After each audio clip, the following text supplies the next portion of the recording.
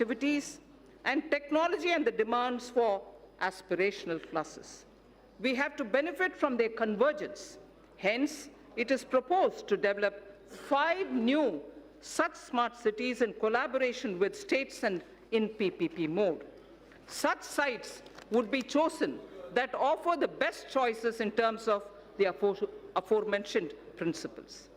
India needs to manufacture networked products that will make it a part of global value chains. This in turn gets more investment and generates more employment for our youth. Electronics manufacturing industry is very competitive, and India has shown its cost advantages. The potential of this industry in job creation is immense. India needs to boost domestic manufacturing and attract large investments in the electronics value chain. Here I propose a scheme focused on encouraging manufacture of mobile phones, electronic equipment, and semiconductor packaging. The details will be announced sooner. With suitable modifications, this scheme can be adapted for manufacturing of medical devices too. India, sir, imports significant quantity of technical textiles worth $16 billion every year. To reverse this trend and to position India as a global leader in technical textiles, a national technical textiles mission is proposed with a 4-year implementation period from 2020-21 to 23-24 at an estimated outlay of 1,480 crores. Honorable Speaker, sir,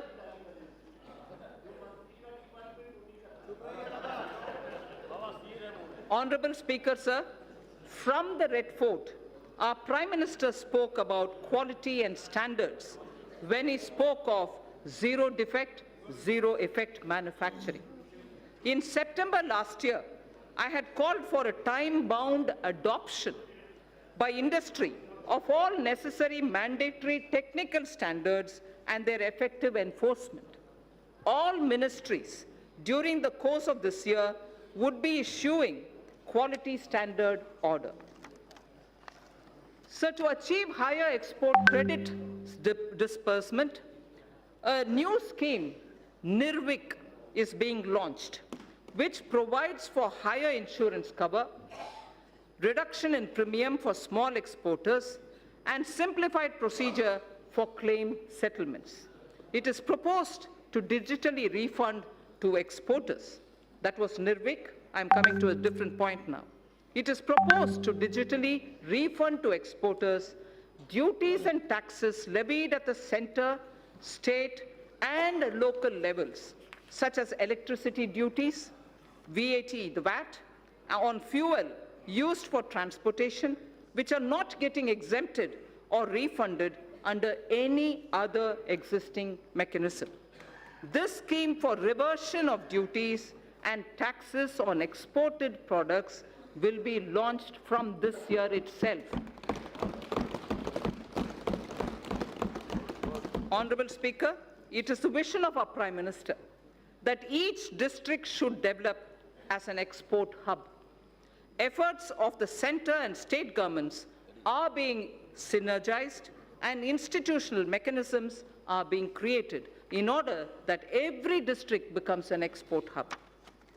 Government e-marketplace, GEM, is moving ahead for creating a unified procurement system in the country for providing a single platform for procurement of goods, services, and works.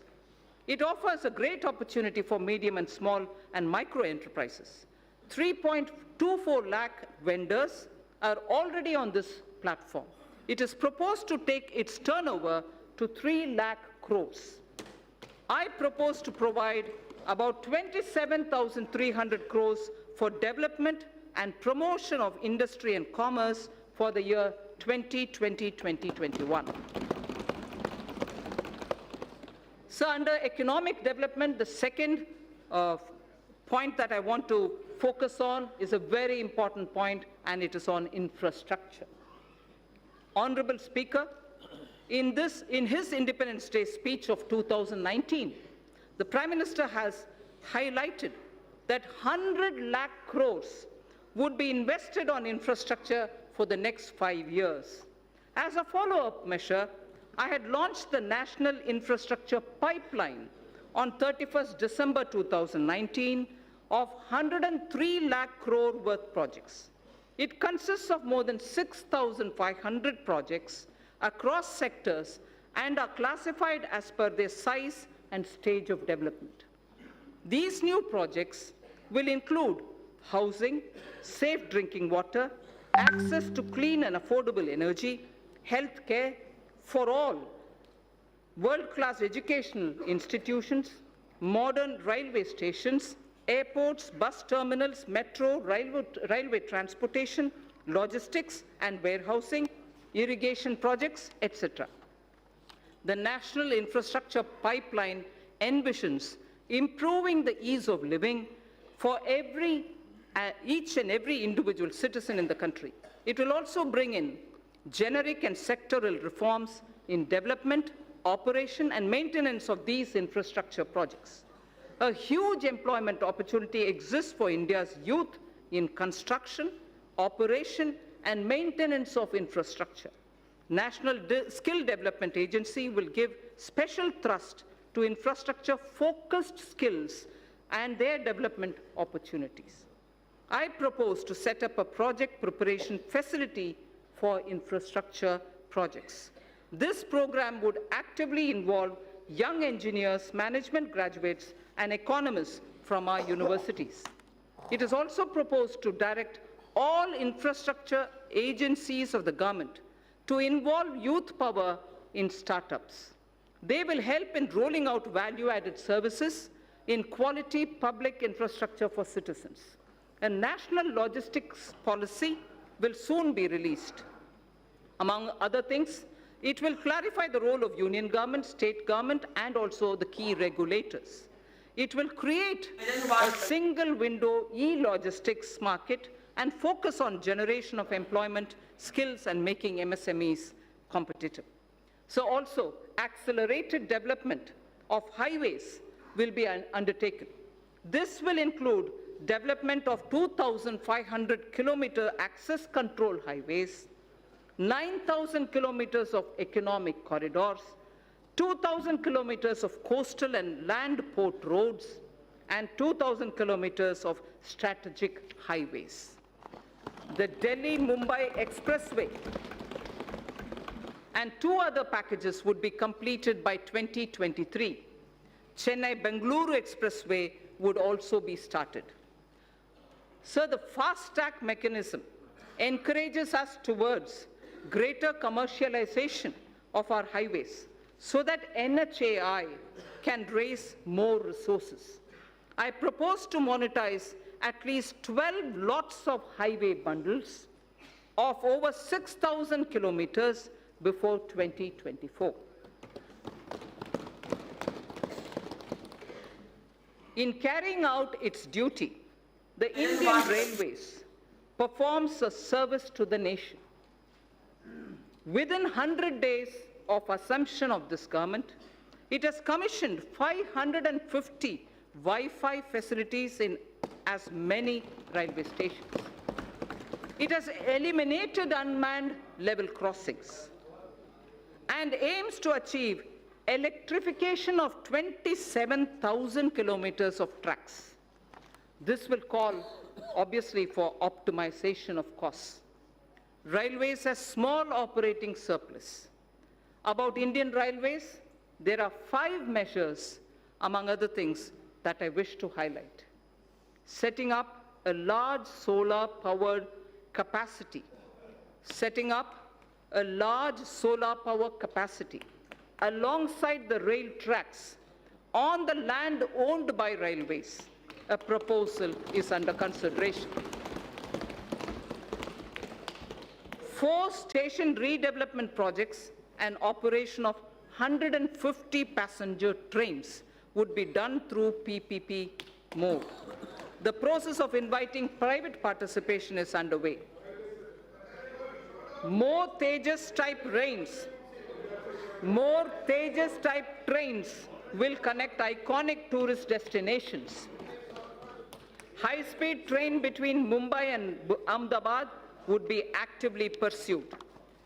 148-kilometer Bengaluru suburban transport project at a cost of 18,600 crore would have fares on metro model. Central government would provide 20% of the equity, and it will also facilitate external assistance up to 60% of the project cost. Sir, our seaports need to be more efficient. Technology has to be used to improve performance. A governance framework keeping with global benchmarks needs to be put in place. This government would consider corporatizing at least one major port and subsequently its listing on the stock exchanges. Inland waterways received a boost. Inland waterways received a boost in the last 5 years. The Jal Vikas Marg on National Waterway 1 will be completed. Further, the 890-kilometer Dhubri-Sadiyar connectivity in Assam will be done by 2022. Honorable Speaker, sir, developing waterways has its impact on the ecosystem on both the banks of the river. Our Prime Minister has conceptualized Arth Ganga. Plans are afoot to energize economic activity along the river banks. Air traffic has been growing rapidly in the country as compared to global average. 100 more airports would be developed by 2024 to support the Udaan scheme. It is expected that the air fleet number shall go up from the present 600 to 1,200 during this time itself. I propose to provide 1.7 lakh crores for transport infrastructure in 2021. So taking electricity to every household has been a major achievement of this government. However, the distribution sector, particularly the DISCOMs, are under financial stress.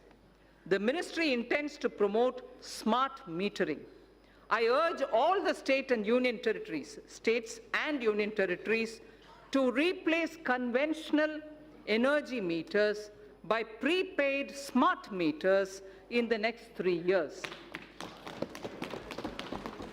Also, this would give consumers the freedom to choose the supplier and the rate as per their requirements.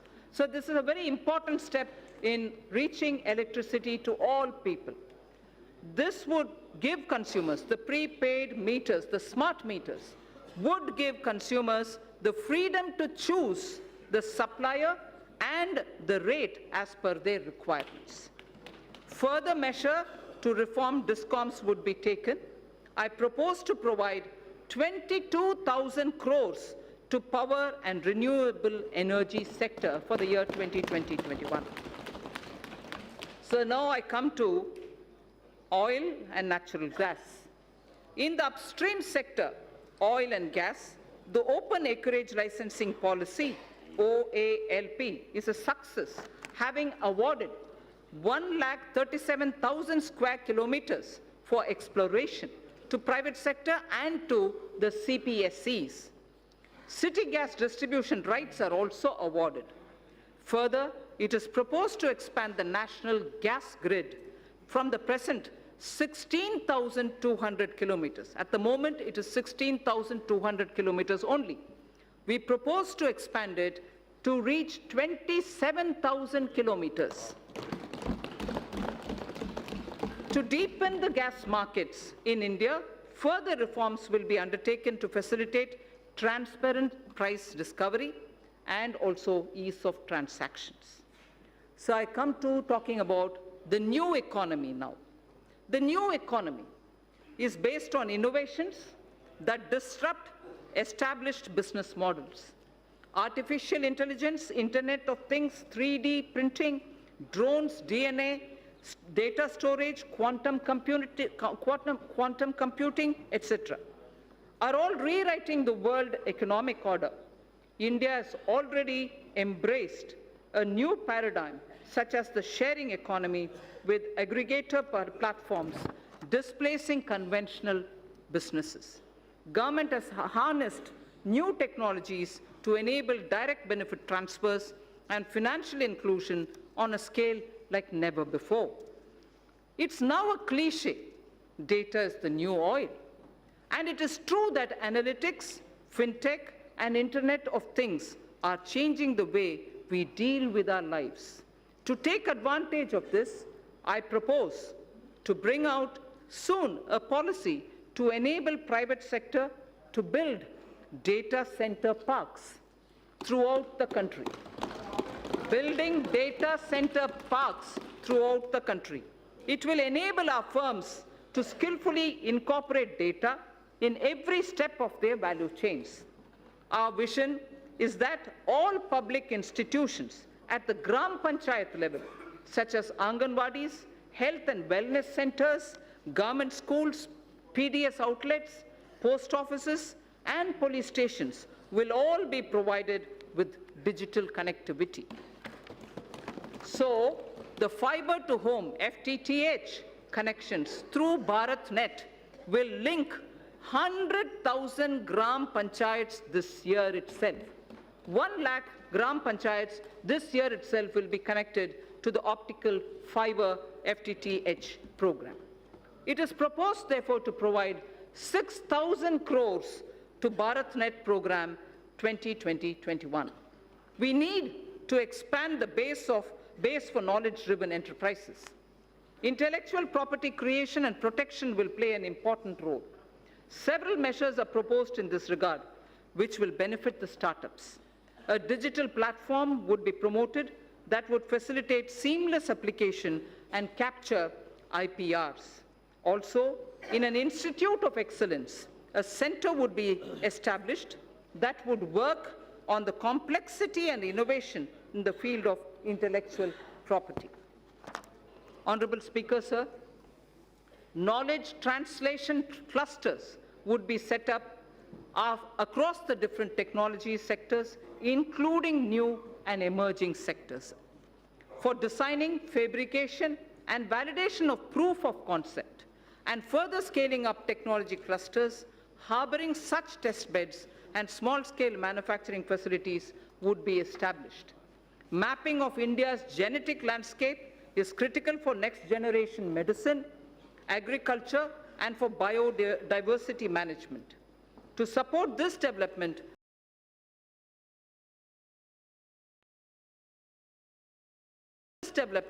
we will initiate 2 national-level science schemes to create a comprehensive database. The government proposes to provide early life funding, including seed fund, to support ideation and development of early-stage startups. So critical to our quantum technology. Quantum technology is opening up new frontiers in computing, communications, cybersecurity, with widespread applications. It is expected that a lot of commercial applications would emerge from theoretical constructs which are developing in this area.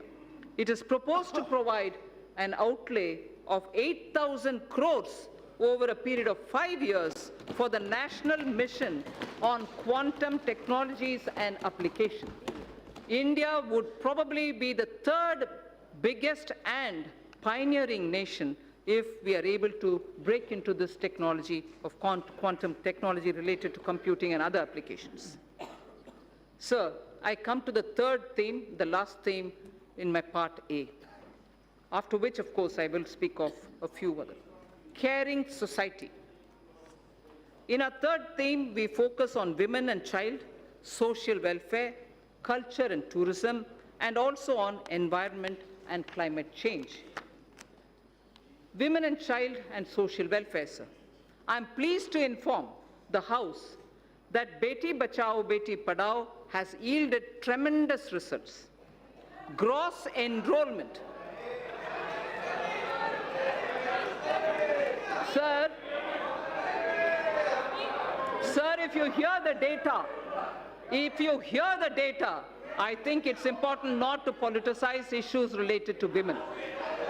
Beti Bachao, Beti Padhao has yielded tremendous results.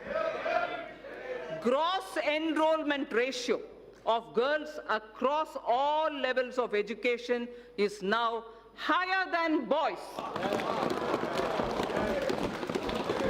At elementary level,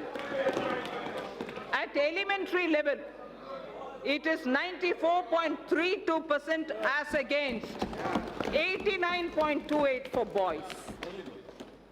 At secondary level, it is 81.32% as compared to 78% for boys. At higher secondary level, girls have achieved a level of 59.70 compared to only 57.54% for boys. So girls are actually under Beti Padhao benefiting from the scheme. Health of mother.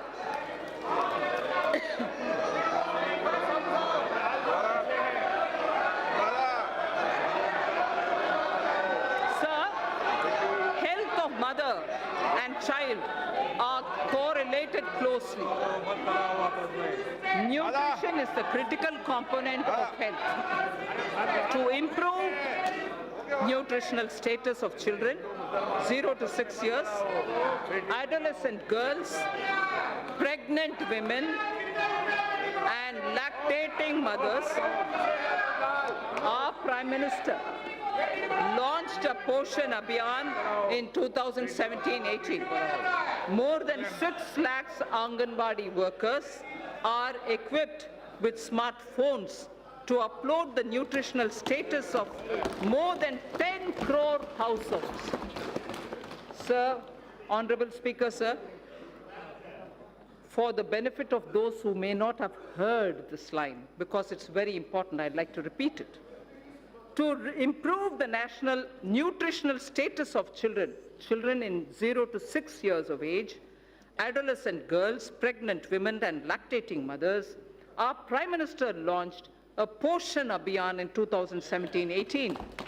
More than 6 lakh Anganwadi workers are equipped with smartphones to upload the nutritional status of more than 10 crore households. The scale of this development is unprecedented.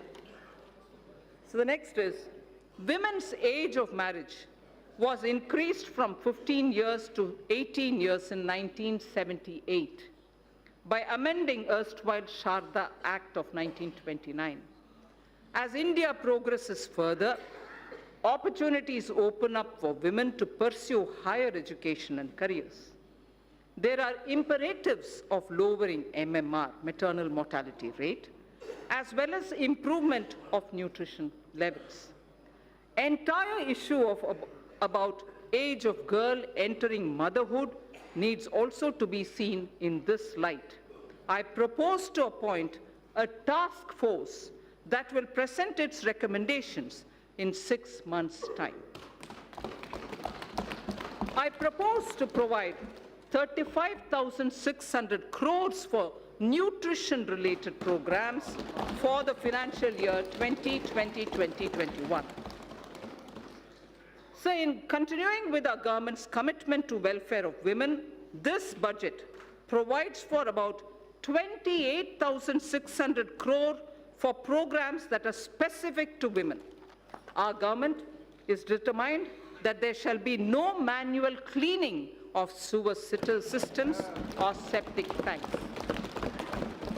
Suitable technologies for such tasks have been identified by the Ministry of Housing and Urban Affairs.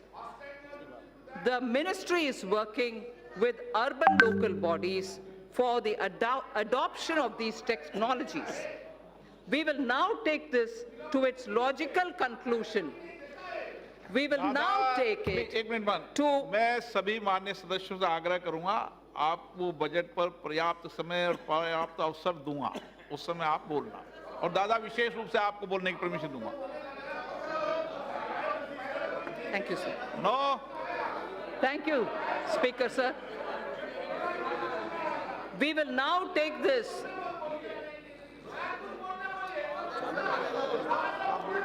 We will now take this to its logical conclusion through legislative and institutional changes.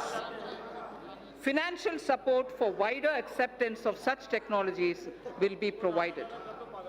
In furthering this government's commitment towards the welfare of scheduled castes and other backward classes, I propose a budget provision of about 85,000 crores for 2020-21 for scheduled castes and other backward classes.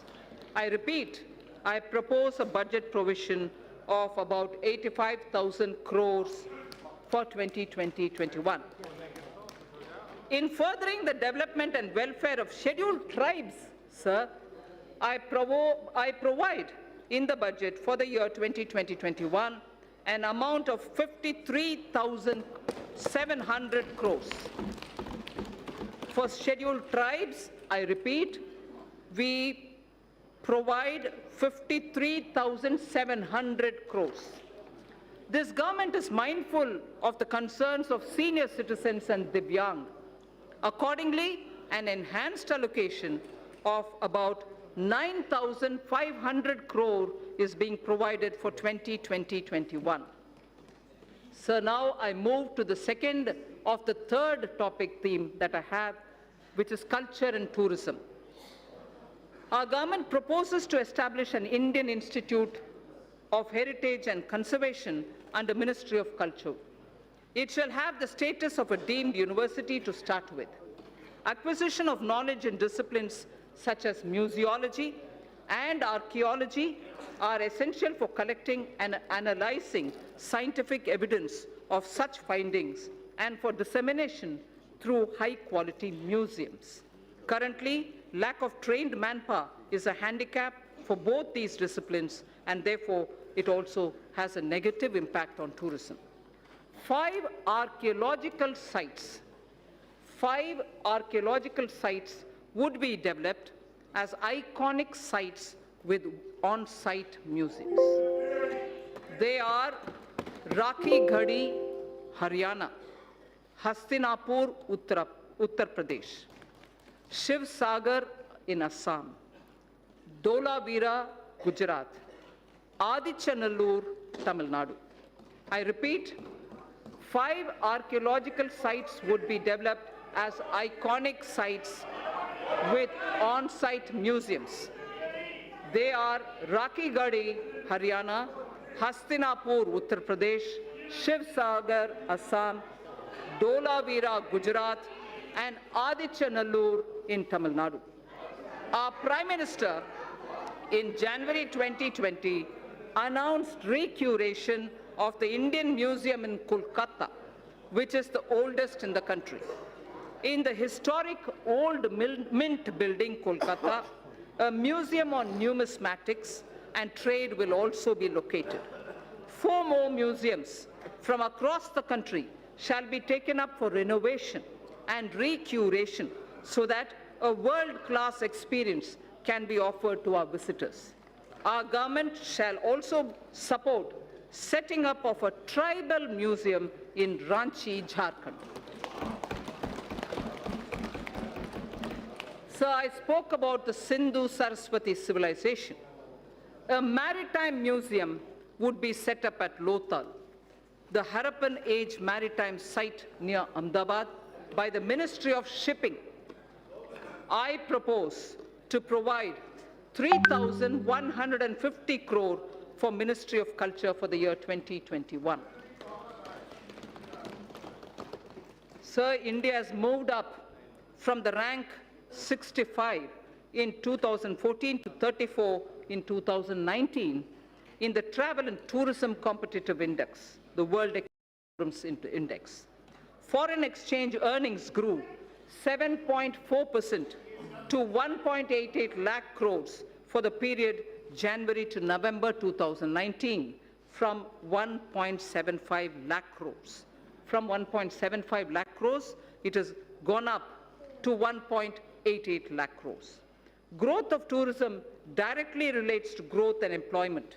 States have a critical role to play. I expect the state governments to develop a roadmap for certain identified destinations and formulate financial plans during 2021 against which specified grants will be made available to the states from the center in the year 2020-21. For purpose of tourism promotion, sir, I propose to allocate 2,500 crores for 2020-2021. So I now move to the third under this theme, environment and climate change. In September 2019, the Prime Minister has launched the Coalition for Disaster Resilient Infrastructure with its secretariat in Delhi. This global partnership is the second such initiative, international initiative, after the launch of, as members would recall, after the launch of International Solar Alliance. That was in 2015. This global partnership will help in addressing a number of sustainable development goals, as also the aims of Sendai framework. It will enhance climate change adaptation with a focus on disaster-resilient infrastructure. India submitted its nationally determined contribution under the Paris Agreement in 2015 on a best effort basis, keeping in mind the development imperative of our country. Its implementation effectively begins from 1st January 2021. Our commitments as action will be executed in various sectors. Honorable Speaker, sir, I interrupt here only to say this is a very important point because a lot of our commitments which have been given in the Paris Climate Change Conference on best effort basis will start kicking in from 1st January 2021. Our commitments as action will be executed in various sectors by the departments and ministries concerned through a normal budget process. They will do it through the normal budgeting process.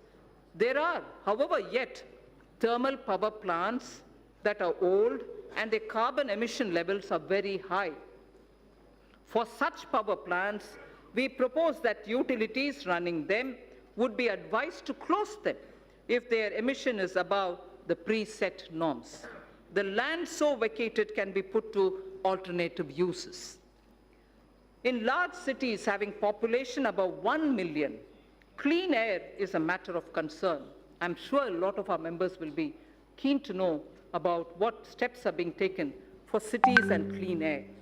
The government proposes, Honorable Speaker, to encourage such states that are formulating and implementing plans for ensuring cleaner air in cities above 1 million.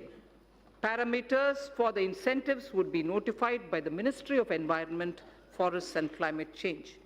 Allocation for this purpose is 4,400 crores for 2020-2021. So there is something which, before I move to talking about governance, because the three themes that I put before the members is coming to a close, I fall back on the wise words of Thiruvalluvar. And this, it's very important, sir.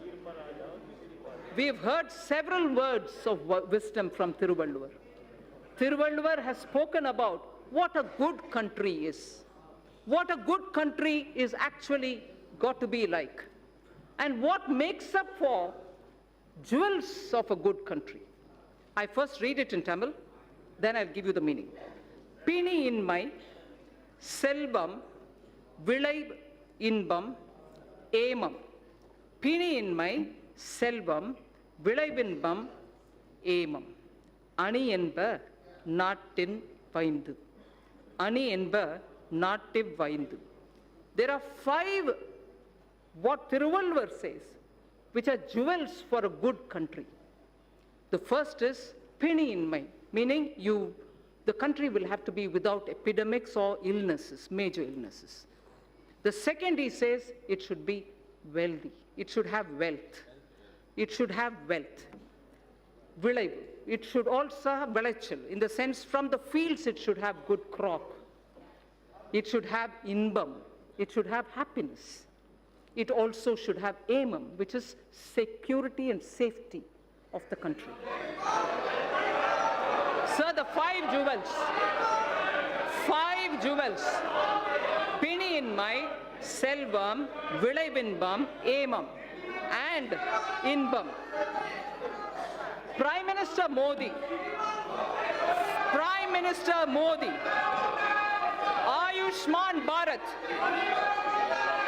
Ayushman Bharat for health for all is Penny in Mai. Selvam, wealth creators will be respected in this country. Wealth creators will be respected in this country. Selvam. Vilaichal, having good crop.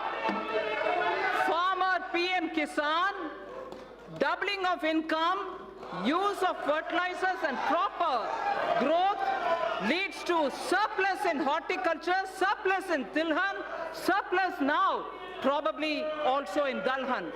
So the Prime Minister's program at health, at creating and giving respect for wealth creators and improving agricultural output and looking at ease of living, bringing happiness to people, and above all, the fifth, aimam, this country's national security. You have enough proof to say national security is the top priority of this government.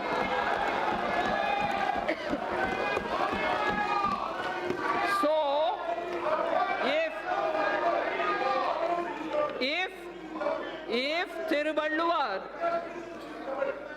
Thiruvalluvar, आपको कुछ होना चाहिए, तमिल में पढ़ा है, बैठ जाइए. that's right, sir. If Thiruvalluvar identified the five jewels for a good country, those five jewels are the ones which Prime Minister Modi is now addressing through his programs. For health, Ayushman, for wealth creators, a respectable and honorable climate, good crops, happiness through ease of living, and national security. So, now with all that said, the bouquet of flowers which I would like to give every citizen with trust and faith, had flowers under aspirational India, had aspirational India, a set of flowers under aspirational India, had set of flowers under environment and economy and also commerce and industry. A third set of flowers was under the caring India, caring society that we want to have. Now this bouquet of flower is held by two hands, governance and the other financial institutions.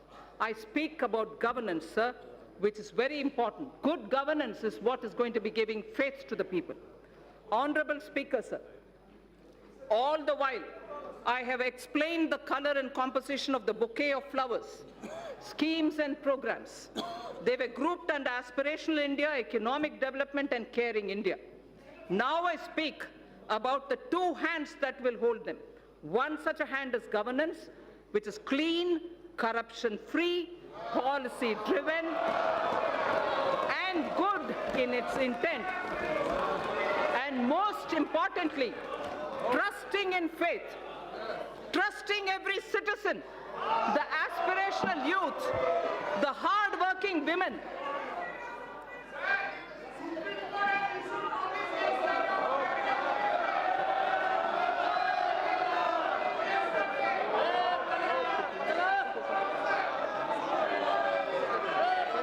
Honorable Speaker, sir, trusting every citizen, I repeat, trusting every citizen, the aspiration professional youth, the hard-working women, the risk-taking entrepreneur, the ever-hopeful and untiring farmer, or the wise and old senior citizen.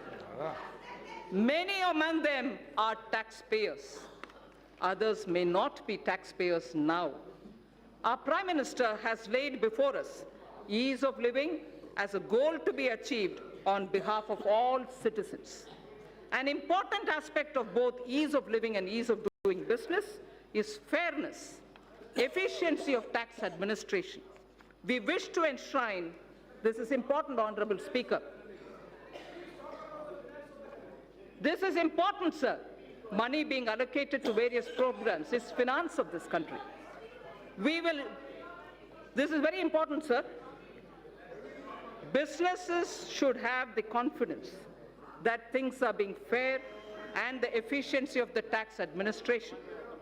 We wish to enshrine in the statutes a taxpayer charter. Through this budget, a taxpayer's charter is getting institutionalized into the statutes. It's going to be enshrined as a part of our laws. That's building trust. A taxpayer's statutes will be a part of our, a taxpayer's charter will be a part of our statutes. Our government would like to reassure taxpayers that we remain committed to taking measures so that our citizens are free from harassment of any kind. We mean it, and we are willing to put it in the law. Tax harassment cannot be tolerated when we are talking about citizens and wealth collectors. There has been a debate about building into statutes criminal liability for acts that are civil in nature. This is important, sir. There has been a debate about building into statutes criminal liability for acts that are civil in nature. Hence, for Companies Act, certain amendments are proposed to be made that will correct this. Similarly, other laws would also be examined where such provisions exist, and attempts would be made to correct them also. The government intends to introduce major reforms in recruitment to non-gazetted posts in governments and public sector banks. At present, candidates have to appear for multiple examinations conducted by multiple agencies at different points of time for similar posts. This places enormous burden on time, effort, and cost for young people. To mitigate the hardship so faced, it is proposed to set up a national recruitment agency as an independent, professional, specialist organization for conduct of computer-based online common eligibility test for recruitment to non-gazetted posts. A test center in every district, particularly in the aspirational districts, would be set up. For speedy disposal of commercial and other disputes, government has constituted various tribunals and specialized bodies. It is proposed to evolve a robust mechanism for appointment, including direct recruitment to these bodies to attract best talents and professional experts. A stable and predictable business environment is a key objective of this government. There is also a strong argument for ensuring that contracts are honored. India has a sound framework related to Contracts Act. We shall deliberate upon strengthening it. There is a growing need, sir, for Indian statistical system to meet the challenges of real-time monitoring of our increasingly complex economy. Data must have strong credibility. The proposed new national policy on official statistics would use latest technology, including artificial intelligence. It would lay down a roadmap towards modernized data collection, integrated information portal, and a timely dissemination of information thus collected. I'm happy to inform that India will host G20 presidency in the year 2022. That is the year of 75th anniversary of independence of the Indian nation.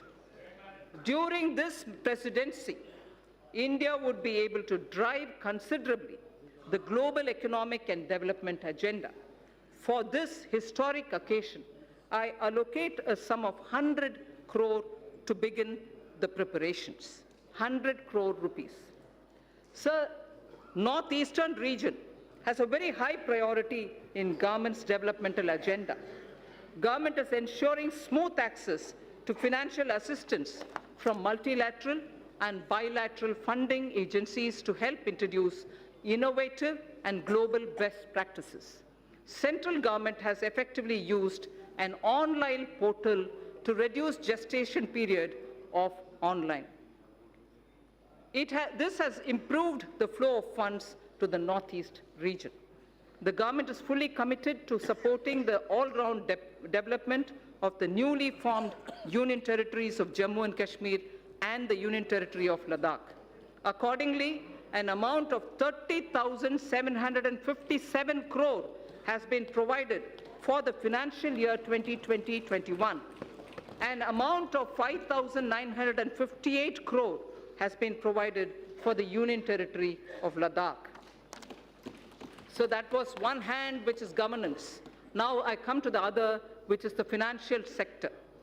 If governance was described as one of the pair of the hands holding the bouquet consisting of aspirational India, economic development, and caring India, the other is the financial sector. A clean, reliable, robust financial sector is critical to the economy. A clean, reliable, and robust financial sector is critical to the economy. In our efforts to achieve the US $5 trillion economy, the financial architecture should evolve. The financial architecture should keep evolving and move from strength to strength. We had earlier approved consolidation of 10 banks into 4. In the last few years, the Government of India has infused about 3,50,000 crores by way of capital into public sector banks for both regulatory and growth purposes. Governance reforms would be carried out in these banks so that they become more competitive. A few among them will be encouraged to approach capital market to raise additional capital. Sir, I wish to inform this august House that robust mechanism is in place to monitor the health of all scheduled commercial banks and that depositors' money is absolutely safe. I wish to underline this point, sir, that this August House should know that robust mechanism is in place to monitor the health of all scheduled commercial banks and that depositors' money is absolutely safe. Further,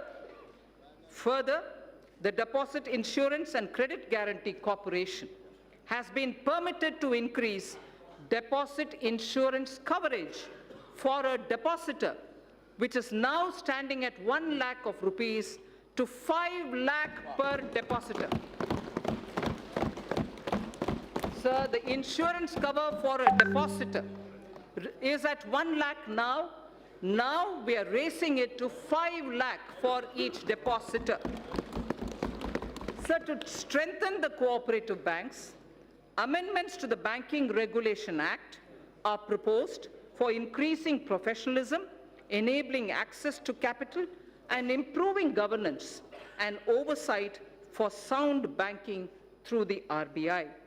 The limit for NBFCs to be eligible for debt recovery under the Securitization and Reconstruction of Financial Assets and Enforcement of Security Interests under the SARFAESI Act 2002 is proposed to be reduced from 500 crores to asset size 100 crores only, or loan size from existing 1 crore to 50 lakhs.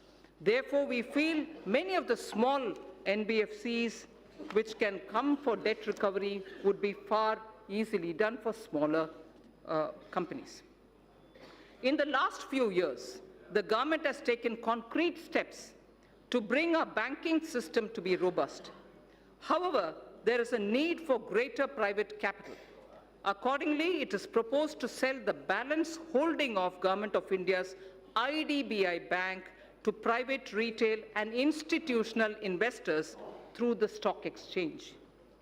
There is a need, sir, to take further steps to bring in transparency and greater professionalism in public sector banks. The government will take appropriate measures towards this end. Sir, to help easy mobility while in jobs, we wish to infuse into the universal pension coverage with auto-enrollment. Also, we wish to place such mechanisms which can enable interoperability and provide safeguards for the accumulated corpus. Regulating role of PFRDAI, which is the pension regulatory body, requires strengthening. Necessary amendments would be carried out in Pension Fund Regulatory Development Authority of India Act that will also facilitate separation of NPS trust for government employees from the PFRDAI. This would also enable establishment of a pension trust by the employees other than from the government. I am confident that this will motivate citizens to plan for their old age. So this section, which I will now speak, will relate to the MSMEs. MSMEs are vital to keep the wheels of our economy moving. They also create jobs, innovate, and also risk takers, and they are risk takers. Several measures for the MSMEs have been taken in the past few years. There are more steps proposed in this budget also. I propose to make necessary amendments to the Factor Regulation Act 2011. This will enable NBFCs to extend invoice financing to the MSMEs through TREDS, thereby enhancing the economic and financial sustainability. Working capital credit remains a major issue for the MSMEs. It is proposed to introduce a scheme to provide subordinate debt for entrepreneurs of MSMEs. This subordinate debt to be provided by banks would count as quasi-equity and would be fully guaranteed through the Credit Guarantee Trust for medium and small entrepreneurs. The corpus of the CGT MSC would accordingly be augmented by the government.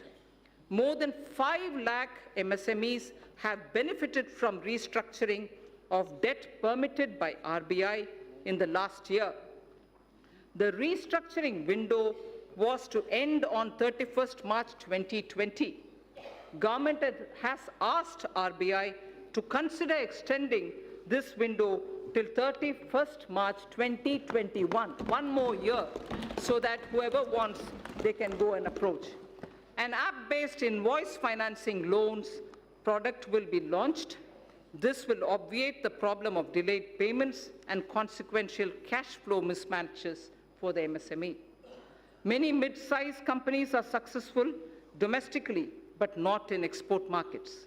For selected sectors such as pharmaceuticals, auto components, and others, we propose to extend hand-holding support for technology upgradations, R&D, business strategy planning, and so on.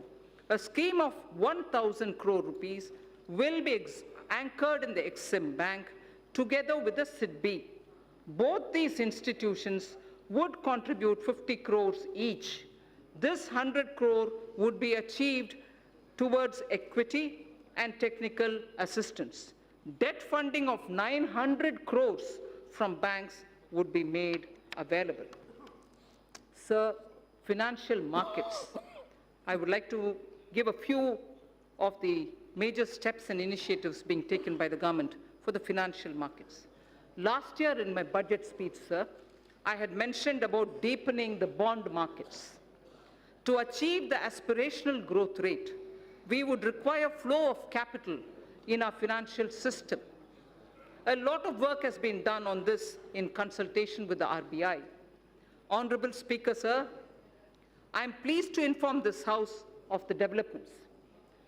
Certain specified categories of government securities would be opened fully for non-resident investors, apart from being available to domestic investors also. The limit for FPI in corporate bonds, currently at 9% of outstanding stocks, will be increased to 15% of the outstanding stock of corporate bonds. To improve investors' confidence and to expand the scope of credit default swaps, we propose to formulate a legislation to be placed soon before this House for laying down a mechanism for netting of financial contracts. The debt-based exchange-traded fund, the ETF, recently floated by the government was a big success. Government proposes to expand this by floating a new debt ETF consisting primarily of government securities. This will give retail investors access to government securities as much as giving an attractive investment for pension funds and long-term investors. So to address the liquidity constraints of the NBFCs and the HFCs, this was very much talked about between July and December last year, sir, 2019. Liquidity constraints was very frequently mentioned to us. So to address liquidity constraints of the NBFCs and the housing finance corporations, post the Union Budget 2019-20, the government formulated a partial credit guarantee scheme for the NBFCs. To further the support of providing liquidity, a mechanism would be devised. Government will offer support by guaranteeing securities that are so floated. Infrastructure financing. Government's commitment for investment in infrastructure was reiterated when 103 lakh crore national infrastructure pipeline projects were announced. I would also like to inform that about 22,000 crores of rupees has already been provided as support for infrastructure pipeline. On December 31st, if honorable members would recall, the national pipeline consisting of more than 6,500 projects were announced. 22,000 crore has already been provided as support to infrastructure pipeline. This would cater for equity support to infrastructure finance companies such as the IIFCL and a subsidiary which is of NIIF. So two institutions, IIFCL and the subsidiary of NIIF, take it. They would leverage it as permissible to create financing pipeline of more than 1 lakh crores. This would create a major source of long-term debt financing for infrastructure projects and fulfill a long-awaited requirement. So the IFSC, GIFT City, has the potential to become a center of international finance as well as a center for high-end data processing. GIFT IFSC has an approved free trade zone for housing vaults. It already has 19 insurance entities, 40 banking entities. It has also provided for setting up of precious metals, testing laboratories for them, and refining facilities also. With the approval of the regulator, GIFT City would now set up an international bullion exchange in GIFT City IFSC as an additional option for trade by global market participants. This will enable India to enhance its position worldwide, create jobs in India, and will lead to better price discovery of gold. Sir, in the recent years, there has been a surge in trading volumes of Indian rupee in the offshore financial centers. The government and the RBI has taken various measures to permit rupee derivatives to be traded in the International Financial Services Center at GIFT City, Gujarat. So just a very quick word on disinvestment. Listing of companies on stock exchanges brings discipline, and it disciplines a company and provides access to financial markets and unlocks its value. It also gives opportunity for retail investors to participate in the wealth so created. The government now proposes to sell a part of its holding in the LIC by way of initial public offer. Initial public offer. Sir, fiscal management. The 15th Finance Commission. The 15th Finance Commission has given its first report pertaining to financial year 2020-2021. In the spirit of cooperative federalism, I am pleased to announce that we have in substantial measure accepted the recommendations of the Commission. The Commission would submit its final report to the President during the latter part of the year for 5 years beginning 2021-22.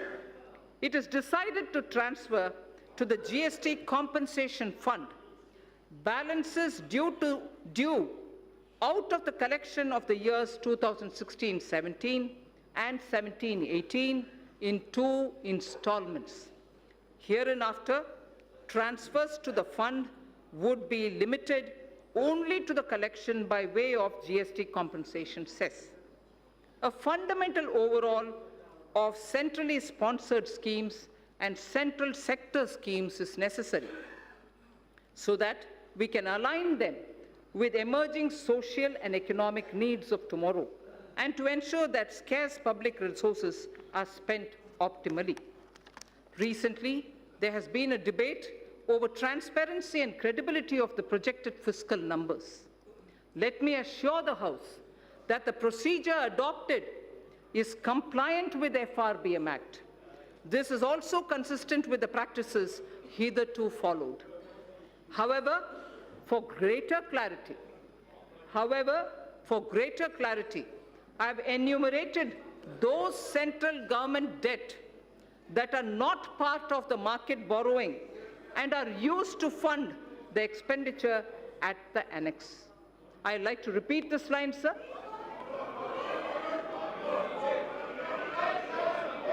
I'd like to repeat this line, sir. For greater clarity, I have enumerated those central government debts that are not part of market borrowing and are used to fund the expenditure at the annex. Servicing of interest and repayment of these debts, servicing of interest and repayment of these debts as hitherto done are done out of Consolidated Fund of India. So now I come to some numbers. Revised estimates of expenditure for the financial year 2019-20 are at a level of 26.99 lakh crores and the receipts are estimated at 19.32 lakh crores. We have estimated nominal growth of GDP for the year 2020-21 on the basis of trends available at 10%. Accordingly,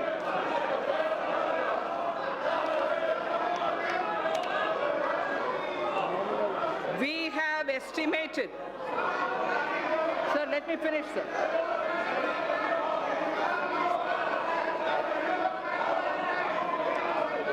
So we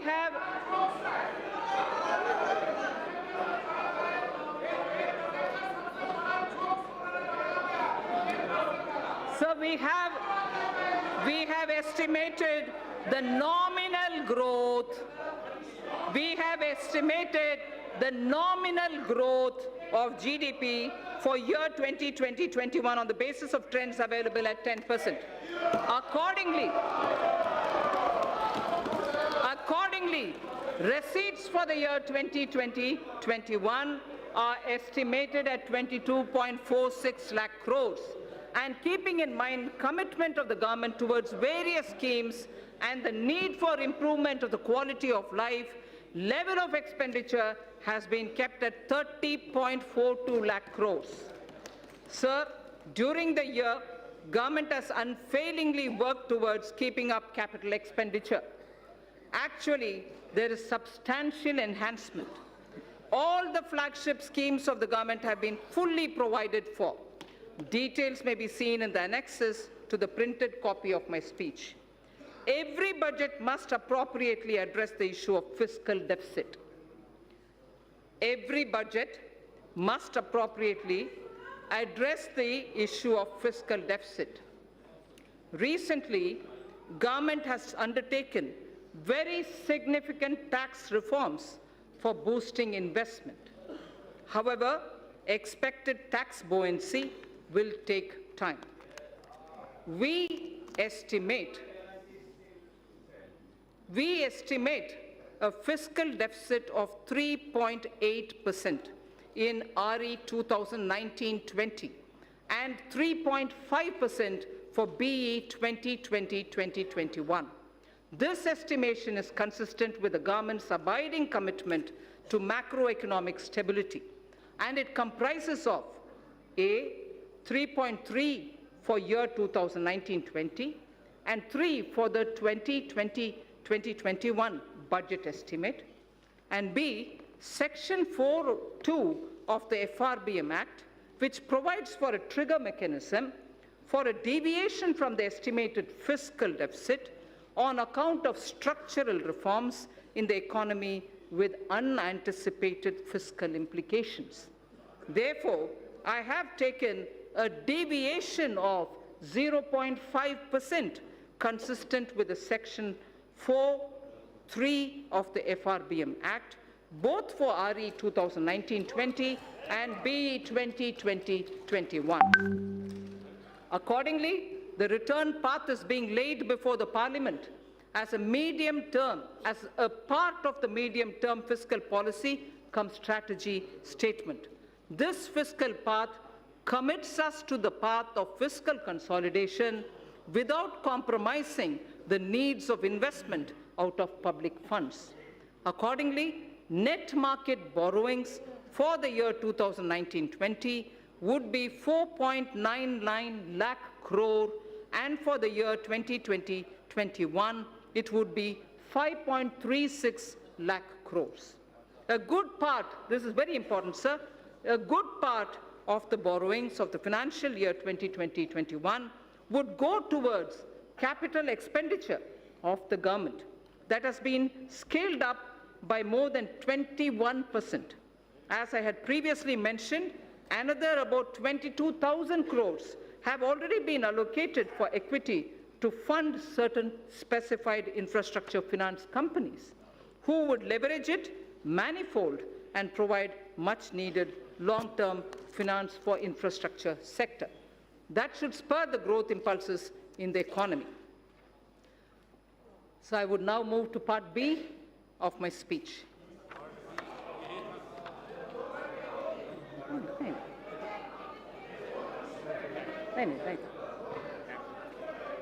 Direct tax.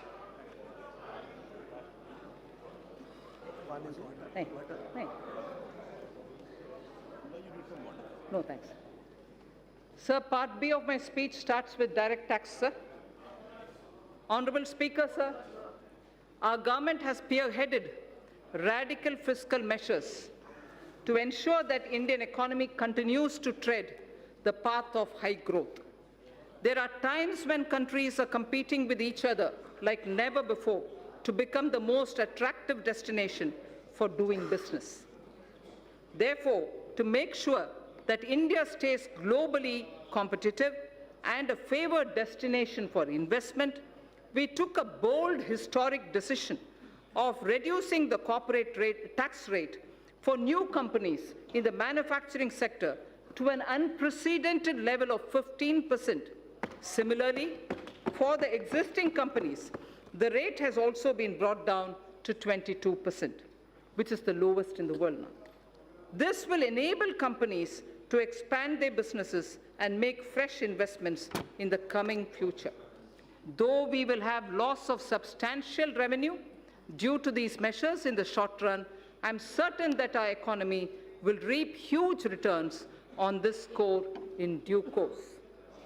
So one quick verse from Raghuvamsa, written by Kalidasa.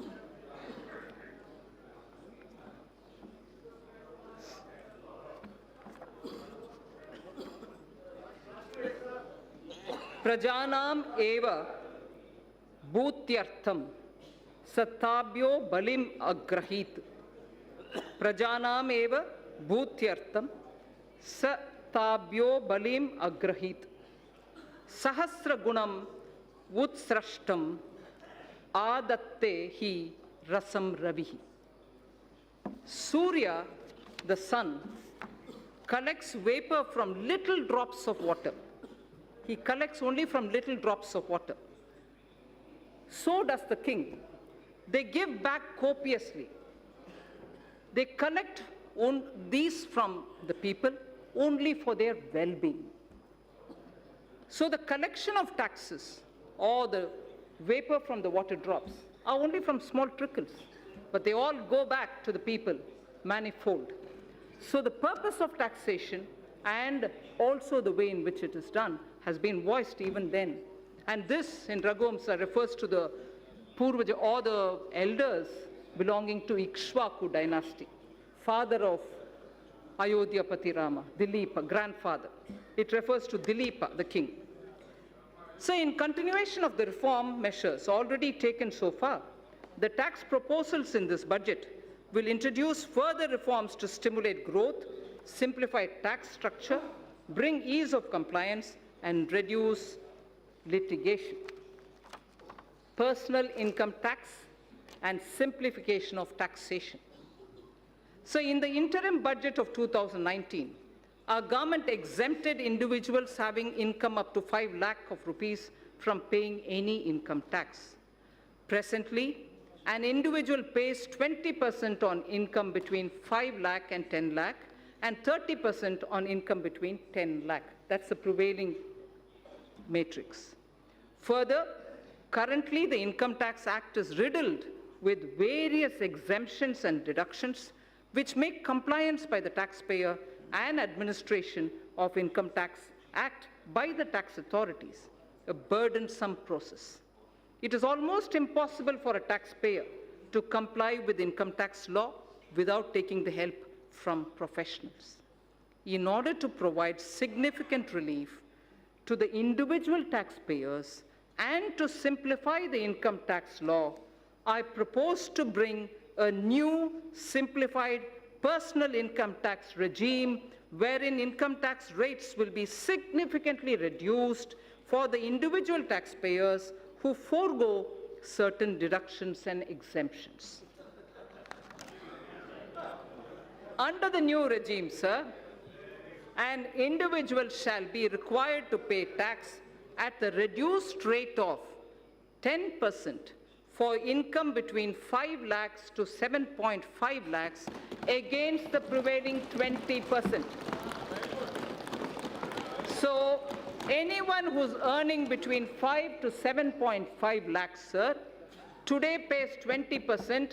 We are now reducing it in the new regime, which is devoid of exemptions, to 10% only. So 20% comes down to 10%. Sir, the next example.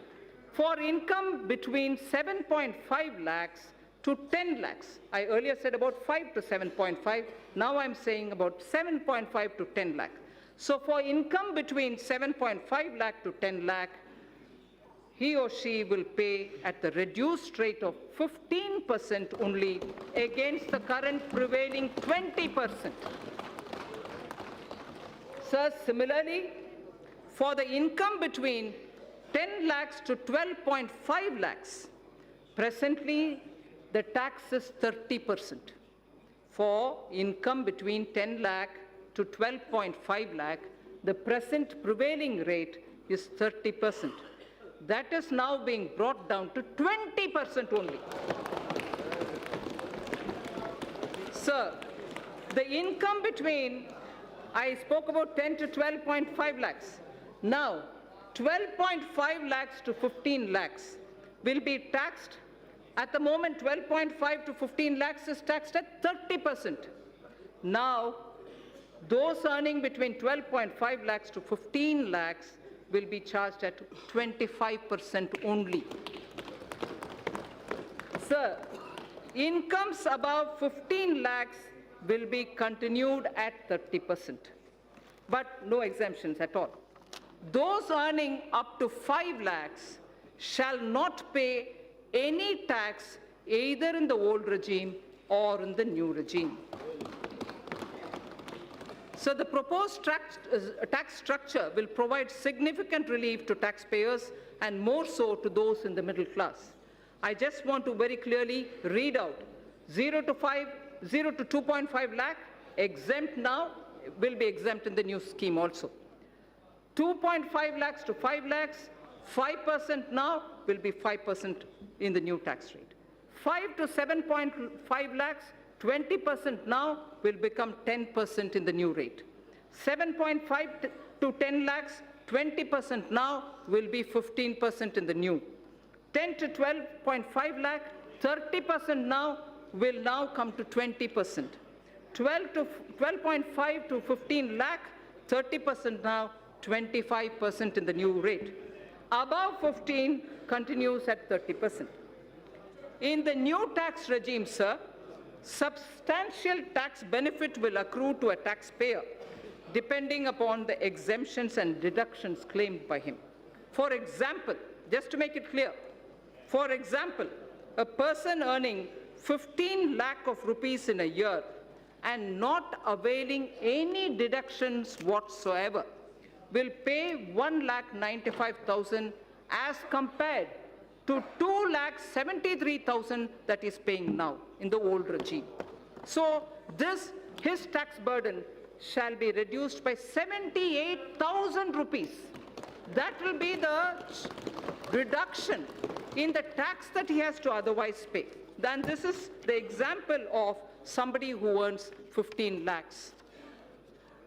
He would still be a gainer. He would still be a gainer in the new regime, even if he was taking deduction of 1.5 lakh under various sections of Chapter 6A of the Income Tax Act under the old regime. The new tax regime, sir, shall be optional for taxpayers, so there's no compulsion. Those who want to be in the old regime can continue to be in the old regime, in the old rates, in the whole sets of exemptions and deductions. But those who wish to come into the new are welcome to come into the new. An individual who is currently availing more deductions and exemptions under the Income Tax Act may choose to avail them and continue to pay the tax in the old regime. A new personal tax income tax rates will entail estimated revenue foregone of 40,000 crores per year. We have also initiated measures to pre-fill income tax return so that an individual who opts for the new regime would need no assistance from an expert to file his return and pay income tax. Sir, I will have to put this observation here. In order to simplify income tax system, I have reviewed all the exemptions and deductions which got incorporated in the income tax legislation over the past several decades. In fact, I have that list with me, sir, somewhere. I have reviewed all the exemptions and deductions which got incorporated in the income tax legislation over the past several decades.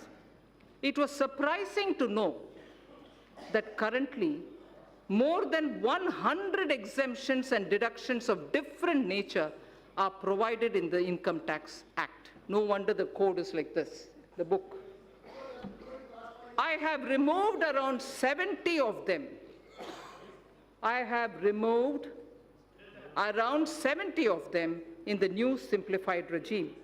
We will review and rationalize the remaining exemptions and deductions in the coming years, with a view to further simplifying the tax system and lowering tax rates. Sir, the dividend distribution tax. Currently, companies are required to pay dividend distribution tax on the dividend paid to its shareholders at the rate of 15% plus applicable surcharge and cess, in addition to the tax payable by the company on its profits. It has been argued that the system of levying DDT results in increase in tax burden for investors, and especially those who are liable to pay tax less than the rate of DDT if the dividend income is included in their income. Further, non-availability of credit of DDT to most of the foreign investors in their home country results in reduction of rate of return on equity capital for them. In order to increase the attractiveness of the Indian equity market and to provide relief to a large class of investors, I propose to remove the DDT and adopt the classical system of dividend distribution tax, under which companies would not be required to pay DDT. The dividend shall be taxed only in the hands of the recipients at their applicable rates. Further, in order to remove the cascading effect, I also propose to allow deduction for the dividend received by holding company from its subsidiary. The removal of DDT will lead to estimated annual revenue foregone of 25,000 crores. This is another bold move, sir, which will further make India an attractive destination for investment. Sir, concessional rate for electricity generation companies. In order to give boost to the manufacturing sector, new provisions were introduced in September 2019, offering a concessional corporate tax rate of 15% to the newly incorporated domestic companies in the manufacturing sector, which start manufacturing by March 31st, 2023, the corporate rate cut which happened in September. In order to attract investment in power sector, I propose to extend the concessional corporate tax rate cut down to 15% to new domestic companies engaged in the generation of electricity as well. So that corporate rate, which came down to 15% for the new manufacturing companies, will now be available even for power generation companies too. So tax concession for foreign investments. In order to incentivize the investment by foreign sovereign wealth funds of foreign governments in the priority sector, I propose to grant 100% tax exemption to their interest, dividend, and capital gains income in respect of investment made in infrastructure and other notified sectors before 31st March 2024, with a minimum lock-in period of 3 years. Honorable Speaker, sir, in order to make available foreign funds at lower cost, I propose to extend the period of concessional withholding rate of 5% under Section 194 LC for interest payment to non-residents in respect of monies borrowed and bonds issued up to 30th June 2023.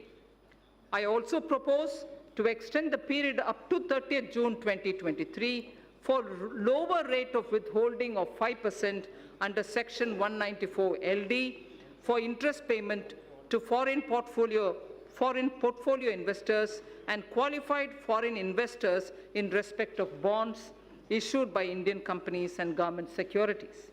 I further propose to extend the concessional rate of withholding of 5% under Section 194 LD to the interest payment made on the municipal bonds. In order to incentivize listing of bonds at IFSC exchange, I propose to further reduce the withholding rate from 5% to 4% on interest payment on the bonds listed on its exchanges. Startups. Startups have emerged as an engine of growth for our economy. Over the past year, our government has taken several measures to handhold them and support their growth. During their formative years, startups generally use employee stock option plan the ESOP, to attract and retain highly talented employees. ESOP is a significant component of compensation for these employees. Currently, ESOPs are taxable as perquisites at the time of exercise. This leads to cash flow problem for the employees who do not sell the shares immediately and continue to hold the same for long term. In order to give a boost to the startup ecosystem, I propose to ease the burden of taxation on the employees by deferring the tax payment by 5 years, or till they leave the company, or when they sell their shares, whichever is the earliest. Further, an eligible startup having turnover of up to 25 crores is allowed a deduction of 100% of its profits for 3 consecutive assessment years out of 7 years. If the total turnover does not exceed 25 crore rupees. In order to extend this benefit to larger startups also, I propose to increase the turnover limit from existing 25 crores to 100 crores. Moreover, considering the fact that in the initial years, a startup may not have adequate profit to avail this deduction, I propose to extend the period of eligibility for claim of deduction from the existing 7 years to 10 years. So the corporate rate cut in September has led to a lot of cooperatives who are asking for level playing field.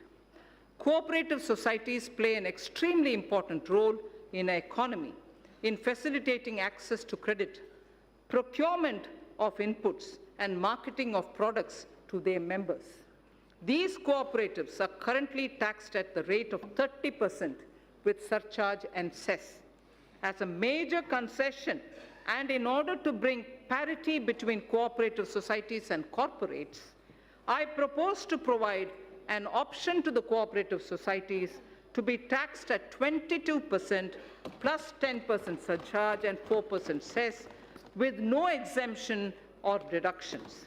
Further, I also propose to exempt these cooperative societies from alternative minimum tax, the AMT, just like companies under the new tax regime are exempted from minimum alternative tax, the MAT. MAT for corporate tax, corporates were removed, and similarly now AMT for the cooperatives is also being moved.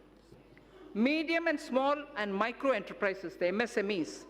Currently, businesses having turnover of more than 1 crore rupees are required to get their books of accounts audited by an accountant.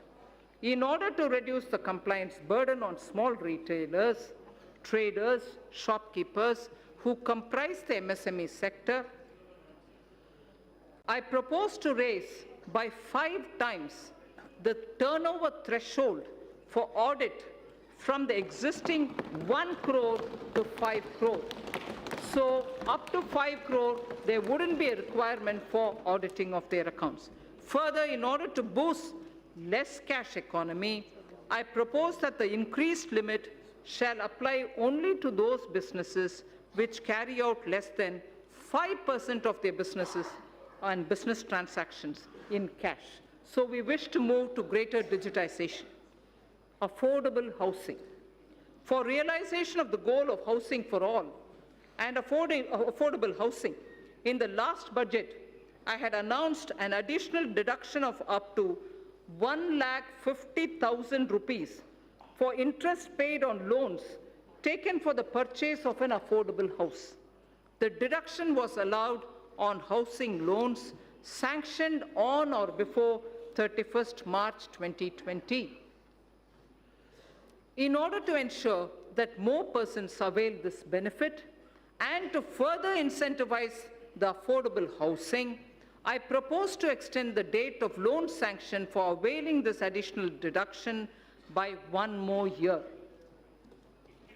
Further, in order to boost the supply of affordable houses in the country, a tax holiday is provided on the profits earned by developers of affordable housing projects approved by 31st March 2020.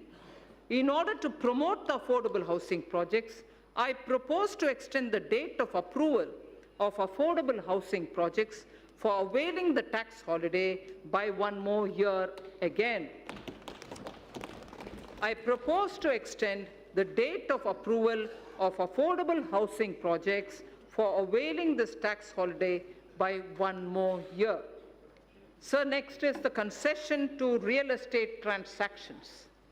Currently, while taxing income from capital gains, business profits, and other sources in respect of transactions in real estate, if the consideration value is less than the circle rate by more than 5%, the difference is counted as income both in the hands of the purchaser and the seller. In order to minimize hardship in the real estate transaction and provide relief to the sector, I propose to increase the limit from 5% to 10%. Charity institutions. Acknowledging the important role played by the charitable institutions in the society, the income of these institutions is fully exempt from taxation.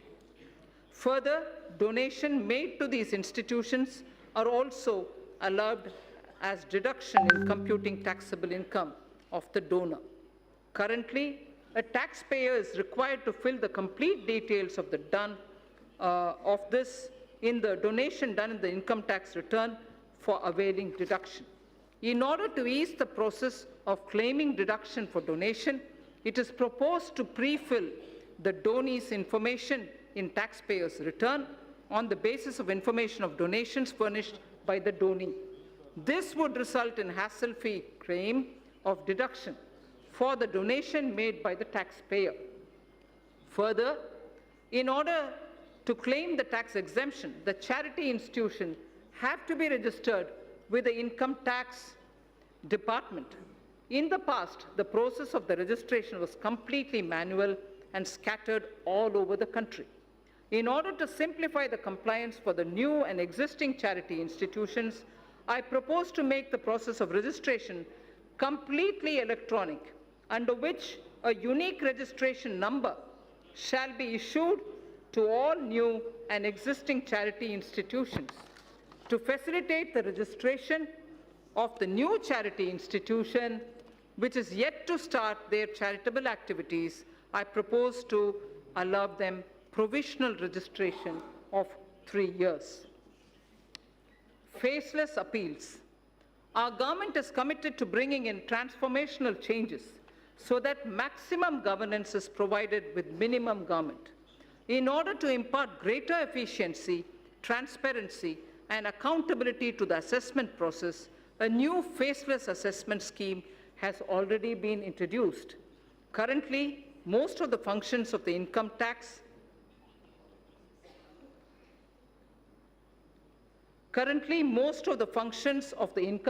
department, starting from the filing of return, processing of returns, issuance of refunds, and assessment, are performed in the electronic mode without any human interface.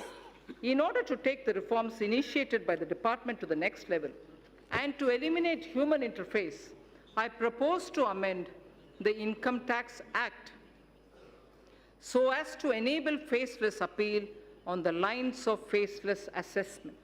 So faceless assessment was done, now faceless appeals will also be possible. Sir, Honorable Speaker, Vivad se Vishwas scheme.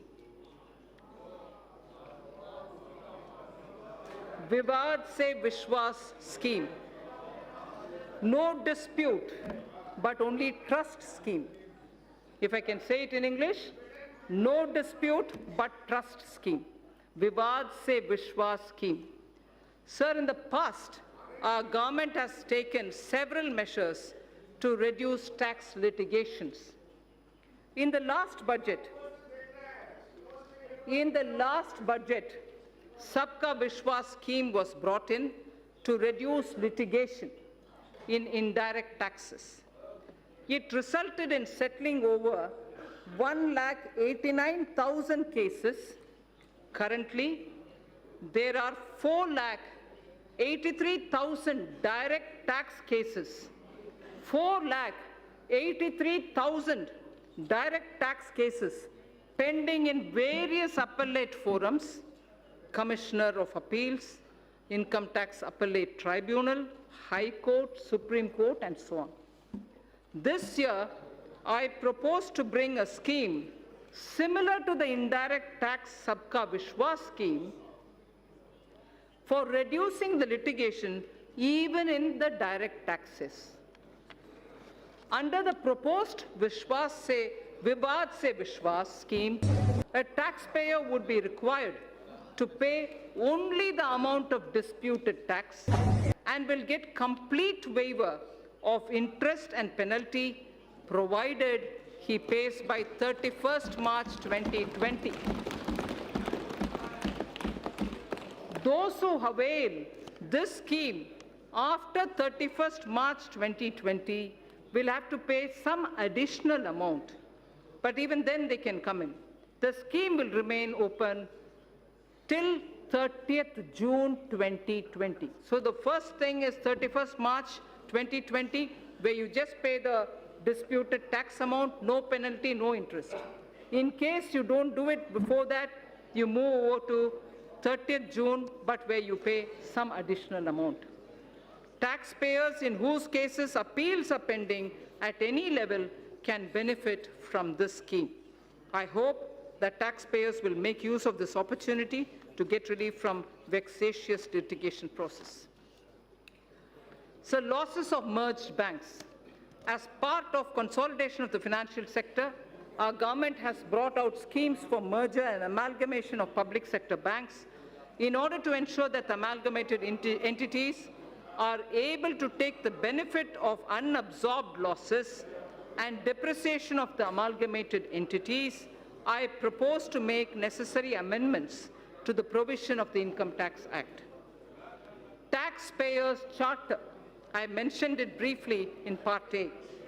Any tax system requires trust between taxpayers and the administration. This will be possible only when taxpayers' rights are clearly enumerated. Towards this end, and with the objective of enhancing the efficiency of delivery system of the Income Tax Department, I propose to amend the provisions of the Income Tax Act to mandate the Central Board of Direct Taxes, CBDT, to adopt a taxpayer's charter. The details of the contents of the charter will be notified soon. Instant PAN through Aadhaar. In the last budget, I had introduced the interchangeability of PAN and Aadhaar, for which necessary rules were already notified.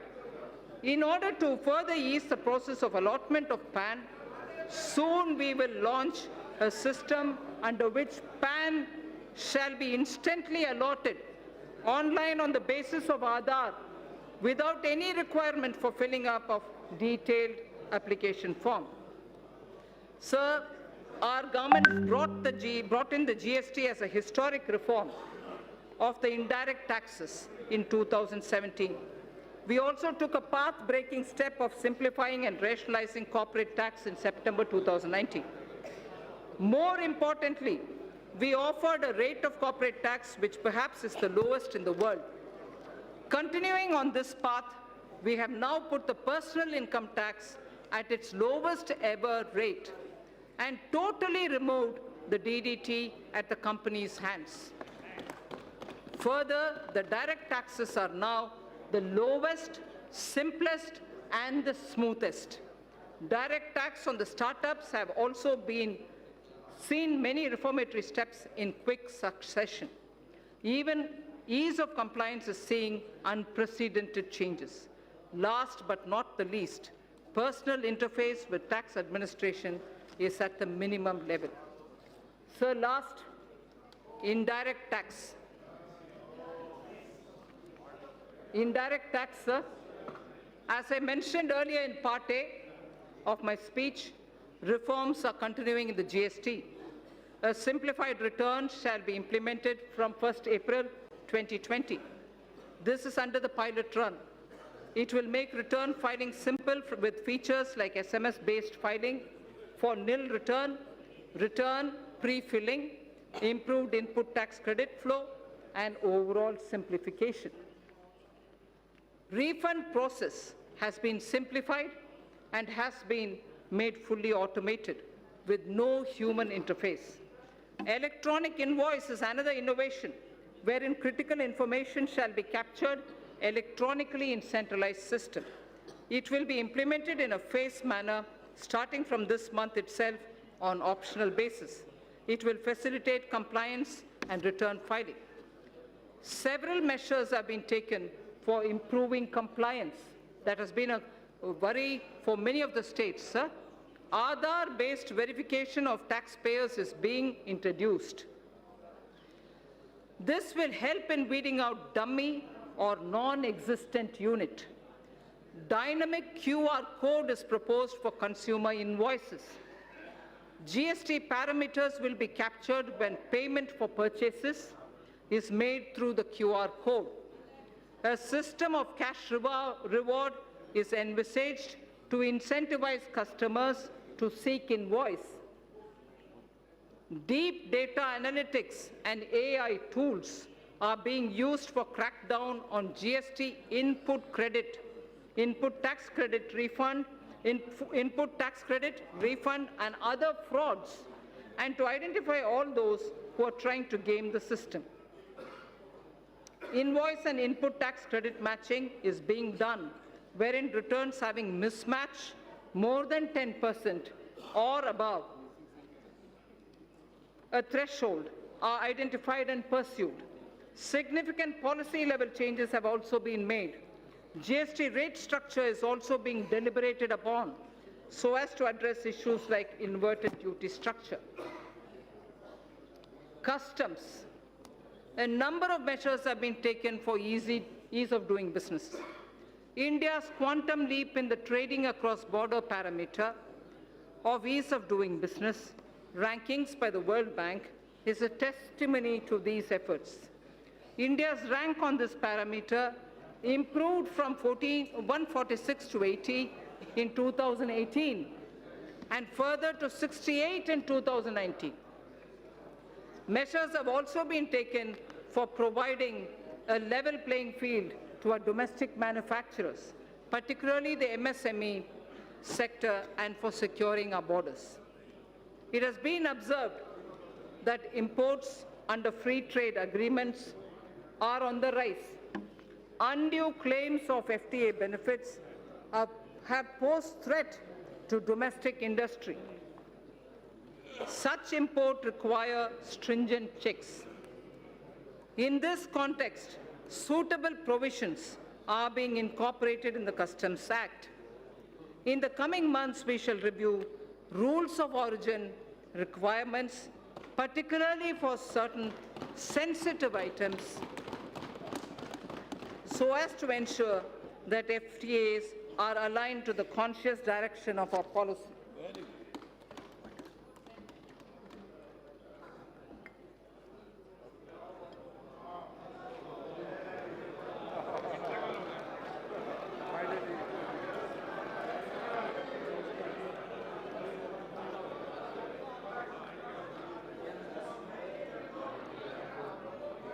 Speaker, sir, we are also strengthening provisions relating to safeguard duties, which are applied when surge in imports causes serious injury to domestic industry.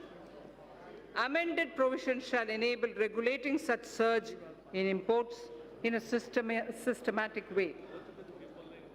The provisions for checking dumping of goods and imports of subsidized goods are also being strengthened for ensuring level playing field for domestic industry. These changes are in line with international best practices. Exemptions from customs duty have been given in the public interest from time to time. However, a number of these have outlived their utility or have become outdated. On review, certain exemptions are being withdrawn. Remaining customs duty exemptions shall be comprehensively reviewed by September 2020 for taking a view on their relevance.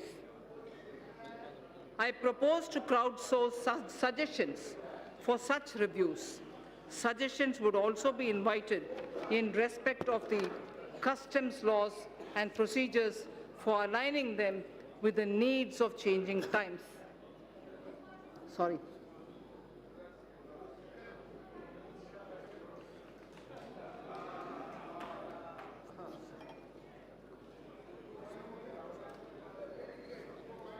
Labor-intensive sectors in MSME are critical for employment generation. Cheap and low-quality imports are impediment to our growth. Special attention has been taken to put measured restraint on import of these items which are being produced by our MSMEs with better quality. Keeping in view the need of the sector, customs duty is being raised on items like footwear and furniture. Our policy of Make in India has started giving dividends. Need more water.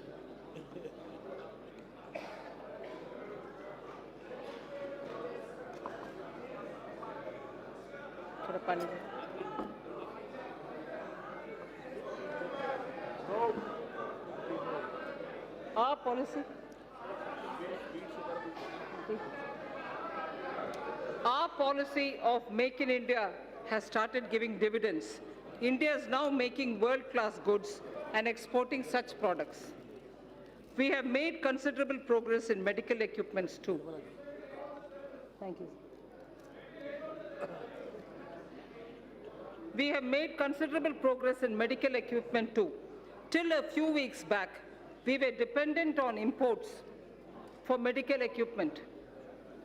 Now, not only we are manufacturing medical equipment, but also exporting them in large quantities.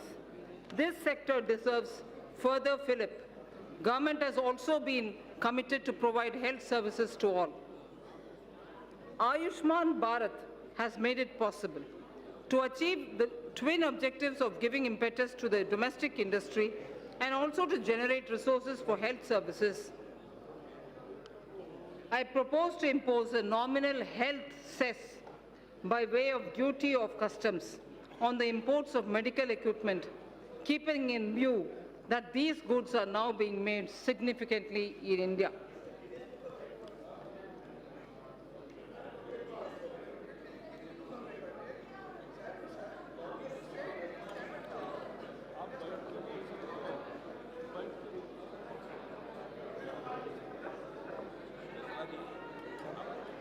I'm fine.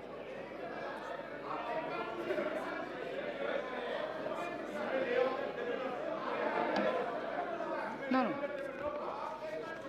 There are only 2 more pages.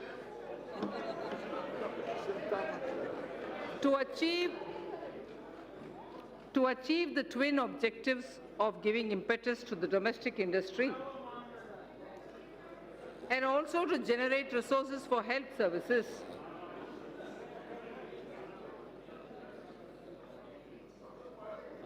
I propose to impose a nominal health cess.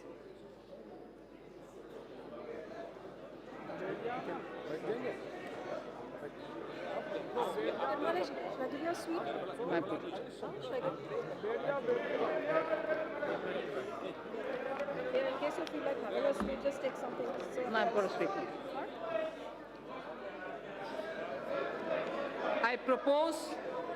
I propose to impose a nominal health cess by way of duty of customs on the import of medical equipment. Keeping in view that these goods are now being made significantly in India, the proceeds of this cess shall be used for creating infrastructure. So I think I will lay the rest of the pages, sir. Please consider us read. Thank you.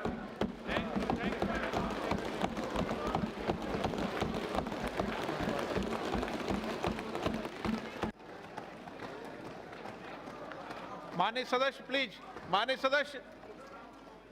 सदस्य please अपने अपने स्थान बैठे आप।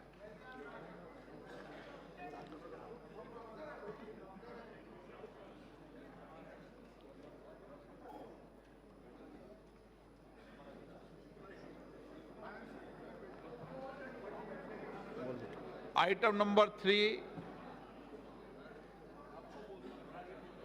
श्रीमती निर्मला सीतारमण जी statement सभा पटल पर रखें। Sir, item number 3, with your permission, I rise to lay on the table of the following statements under Section 3(1) of the Fiscal Responsibility and Budget Management Act 2003, medium-term fiscal policy cum fiscal policy strategy statement and macroeconomic framework statement. Item number 4 Shrimati Nirmala Sitharaman ji वित्त विधेयक पुनर्स्थापना 2020। Sir, with your permission, I rise to move for leave to introduce the Finance Bill 2020. प्रश्न ये है कि विधेयक को पुनर्स्थापित करने की अनुमति प्रदान की जाए। जो सदस्य इसके पक्ष में हाँ गए, जो सदस्य विरोध में ना गए, मेरे विचार में निर्णय हाँ वालों के पक्ष में हुआ, हाँ वालों के पक्ष में हुआ, अनुमति प्रदान की जाती है। माननीय मंत्री जी, अब विधेयक पुनर्स्थापित। Sir, I introduce the bill. सभा की कार्रवाई सोमवार दिनांक 3 फरवरी 2020 को सुबह 11 बजे तक के लिए स्थगित की जाती है।